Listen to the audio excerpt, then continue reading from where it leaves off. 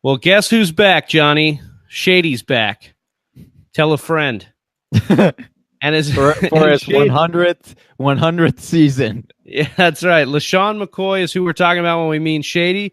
So, Johnny, I want you to tell me why I should be confident in Lesean McCoy this year, because as I'm going to speak to here in a little bit, I'm not very confident at all. That's going to be a taller task, Travis, than one would expect.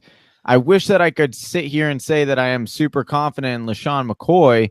However, I do have my concerns with the amount of carries that he's already had in his career. We've seen a huge drop-off come to players that have gone over an 1,800 mark. Like, it's definitive, the rapid decline of players.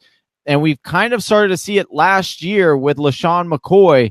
He's got over 1,800 carries for his career, and he had 130 less yards last year on 50 more carries, and he had 7 less TDs than the year before. So there is some buyers beware when it comes to Lesean McCoy. I will say, in a positive note, there's not really anybody else in Buffalo to give the ball to. So essentially, yeah, he might not have the greatest yards per carry next year, but guess what?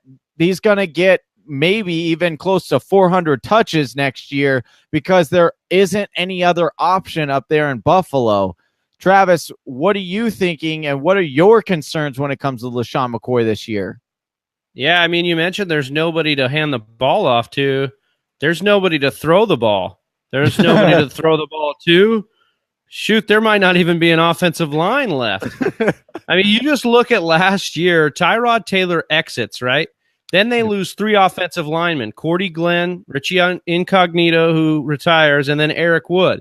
McCoy is about to turn 30. He had a career low 3.94 yards per carry. We mentioned the volume, and I think that they brought in, Brian Daboll to go ahead and simplify the offense and run a little bit more.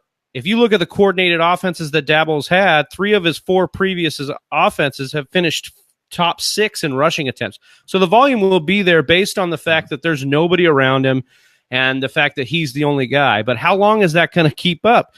Is he going to break first? Is he going to be able to get anywhere with that line being, ravaged from this offseason? I just think that the fact that defenses can now sell out to stop the run. Shady has gone from a no doubt RB1 to an RB2 with some upside, but there's so much risk.